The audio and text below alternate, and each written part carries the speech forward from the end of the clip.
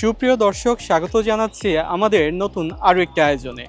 আর আমি ঠিক এই মুহূর্তে রয়েছি আমাদের প্রাণকেন্দ্র মতিঝিল এবং সেই মতিঝিলের জাতীয় স্টেডিয়ামে। আপনারা সবাই জানেন আগামী মাসে হামজাদের খেলার মাধ্যমে এই স্টেডিয়ামটি অনেকদিন পর খেলায় ফিরছে এবং উদ্বোধন হতে যাচ্ছে। তো এই স্টেডিয়ামের সর্বশেষ যে অবস্থা, সেই অবস্থাটি আপনাদের কাছে তুলে ধরার জন্যই আজকের আমাদের আয়োজন। তো ভিডিওটি শেষ পর্যন্ত দেখতে থাকুন, আশা করছি আপনাদের সবার ভালো লাগবে। দীর্ঘ 5 বছর পর আবারও ঘরের মাঠে শুরু হতে যাচ্ছে আন্তর্জাতিক ফুটবল ম্যাচ। জাতীয় স্টেডিয়ামে সর্বশেষ আন্তর্জাতিক ফুটবল ম্যাচ অনুষ্ঠিত হয়েছিল 2020 সালে নেপালের বিপক্ষে। এরপর শুরু হয় এই মাঠের সংস্কারের কাজ। দীর্ঘ 5 বছর পর এই মাঠে ফুটবল খেলা ফেরার পাশাপাশি ঘরের মাঠে অভিষেক হবে হামজা এবং সমিত সোমের। তবে সিঙ্গাপুর ম্যাচের পূর্বে ভুটানের বিপক্ষে এই মাঠে প্রস্তুতি ম্যাচ খেলবে বাংলাদেশ। প্রায় 160 কোটি টাকা ব্যয়ে সংস্কার করা হয়েছে জাতীয় এই স্টেডিয়ামের।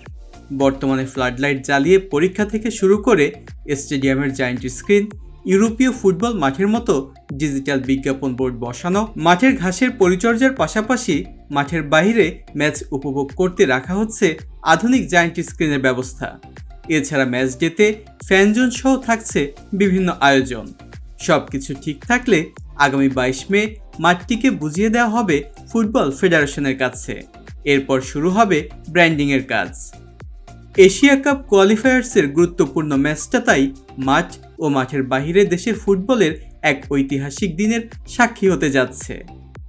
দীর্ঘ সময় ধরে চলতে থাকা দেশের ঐতিহ্য, ইতিহাস বহন করা জাতীয় স্টেডিয়ামের পুরনো রূপ বদলে এখন নিয়েছে আন্তর্জাতিক মানের স্টেডিয়ামে। যদিও এর সংস্কারের কাজ নিয়ে হয়েছে নানা আলোচনা সমালোচনা। স্টেডিয়ামের যে চেয়ার বসানো হয়েছে এবার সেখানেও ধরা পড়েছে অসঙ্গতি, তাই স্টেডিয়ামের আসন সংখ্যা কিছুটা কমানো হচ্ছে। শুরুতে 36,000 ধারণ ক্ষমতা থাকলেও এখন তা 22,690। সেখান থেকে ভুল করে বসানো ফ্রি ব্লক থেকে সরানো হবে প্রায় 605টি আসন। গ্যালারির সব পুরনো চেয়ার খুলে বসানো হয়েছে নতুন চেয়ার, আর সেখানে লাল রং সহ আরও 2টি রঙের সুন্দর বিন্যাসে স্টেডিয়ামটি সৌন্দর্য পেয়েছে অনন্য মাত্রা। প্রায় 1 মাস পর আজ এসে দেখতে পাচ্ছি স্টেডিয়ামের শেড বসানোর কাজটি সম্পূর্ণ শেষ হয়েছে। স্টেডিয়ামের চেহারা বদলে দেয়া এই শেডের জন্য প্রথমে বরাদ্দ ছিল প্রায় 29 কোটি টাকা, পরে তার সাথে যোগ হয়েছে আরও 10 কোটি। দেশের ক্রিকেটে ডিজিটাল বিজ্ঞাপন বোর্ড দেখা গেলেও ফুটবলে এবারেই প্রথম দেখা যাবে ইউরোপীয় ফুটবল মাঠের মতো ডিজিটাল বিজ্ঞাপন বোর্ড। ইতিমধ্যে ডিজিটাল বিজ্ঞাপন বোর্ড বসানোর কাজটি অনেকটাই দৃশ্যমান হয়েছে।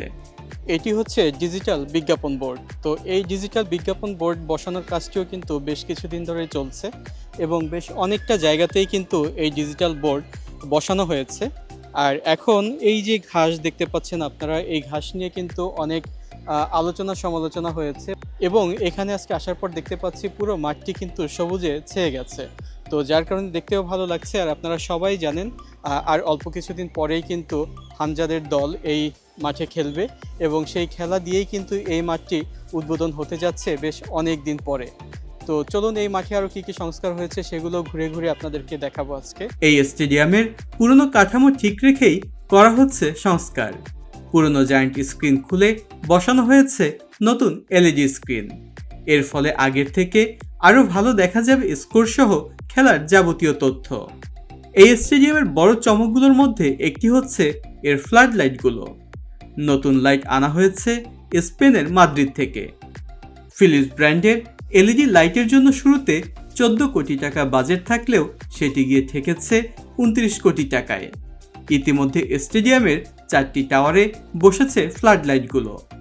ফ্লাড লাইটের টাওয়ারগুলো পুরনো হওয়াতে লাইটের ভার নিতে পারবে না বলে কিছু লাইট বসানো হয়েছে শেডের ক্যানোপিতে।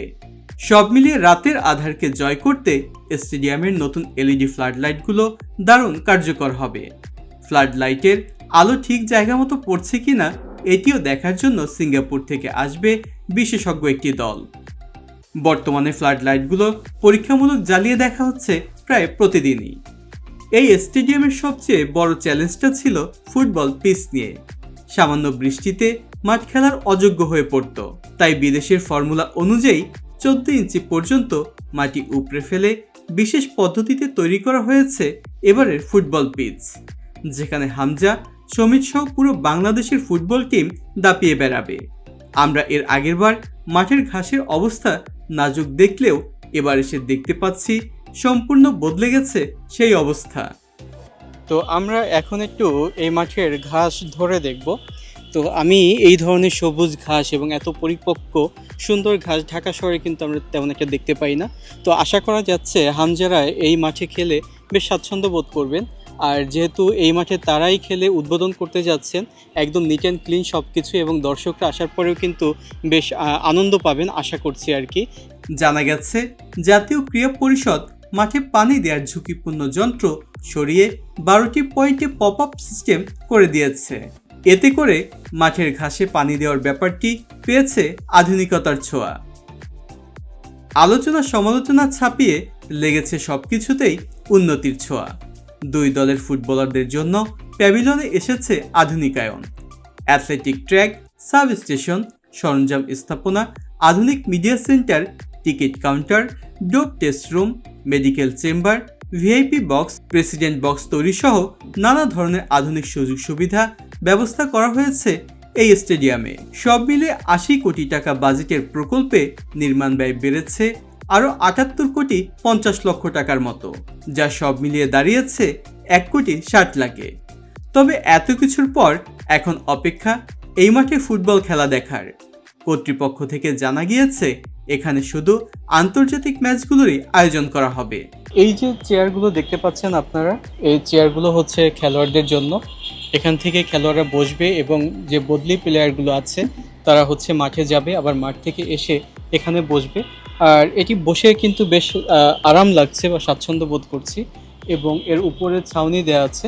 সব মিলিয়ে কিন্তু এই যে জায়গাটি দেখতে পাচ্ছেন এটি বেশ ভালোই। আর ঠিক এর পাশেই কিন্তু আরও একটি সিটিং পজিশন রয়েছে, এবং এখানে হয়তো যারা কোচ রয়েছেন তারা এই সিটটিতে বসবেন, এবং অটোমেটেড ফোল্ড হয়ে যায় এই সিটগুলো। তো বেশ ভালো এবং কোয়ালিটিফুলি মনে হচ্ছে দেখে। মাঠের ভেতর চাকচিক্য নতুন ইউরোপীয় একটা ভাইব দিলেও মাঠের বাহিরের পরিবেশ একদমই এর উল্টো। তাই কর্তৃপক্ষের কাছে অনুরোধ, শুধু খেলা আয়োজনের সময় স্টেডিয়ামের চারপাশ পরিষ্কার না করে এটিকে 12 মাস কিভাবে পরিষ্কার রাখা যায় সেই উদ্যোগ নিতে, কারণ এর মাধ্যমেই বাংলাদেশ সম্পর্কে জানবে বিশ্ব। ঢাকার ব্যস্ততম এলাকা মতিঝিলে সমৃদ্ধ ঐতিহ্য নিয়ে মাথা উঁচু করে দাঁড়িয়ে থাকা অর্ধশতকের বেশি সময়ের সমৃদ্ধ ইতিহাসে ক্রিকেট, ফুটবলের পাশাপাশি Asia cup hockey, archery, athletics আয়োজনের উদাহরণ আছে এই স্টেডিয়ামটির। এই স্টেডিয়ামের কোল ঘেঁষে রয়েছে জাতীয় মসজিদ বাইতুল মোকাররম, আর তার পাশ দিয়ে চলে গিয়েছে দেশের প্রথম মেট্রো রেল লাইন MRT-6। যাত্রীরা এখন যখন মেট্রো রেলে করে এই জায়গাটি পাড়ি দেওয়ার সময় স্টেডিয়ামের নতুন সৌন্দর্য দেখেন, তখন সবাই বিমোহিত হচ্ছেন। আসুন আমাদের স্থাপনাগুলোর যত্ন নেই আমরা। এই দেশ আমার, আপনার এবং সবার। তাই যেখানে সেখানে ময়লা না ফেলি এবং দেশের স্বার্থে কাজ করি। এই ছিল আমাদের আজকের আয়োজন। ভিডিওটি ভালো লাগলে কমেন্টস করুন, সেই সাথে শেয়ার করুন বন্ধুদের সাথে। আর যারা নিয়মিত আমাদের ভিডিও দেখেন কিন্তু এখনও চ্যানেলটি সাবস্ক্রাইব করেননি, তারা সাবস্ক্রাইব করে পাশে থাকা বেল আইকনটি প্রেস করে দিন, যেন পরবর্তী ভিডিওর নোটিফিকেশনগুলো পেয়ে যান সবার আগে। আর যারা ইতিমধ্যে চ্যানেলটি সাবস্ক্রাইব করেছেন তাদেরকে জানাচ্ছি ধন্যবাদ। যে যেখানেই থাকুন ভালো থাকুন, সুস্থ থাকুন। আজকের মতো আমি রুবেল বিদায় নিচ্ছি। আল্লাহ হাফেজ।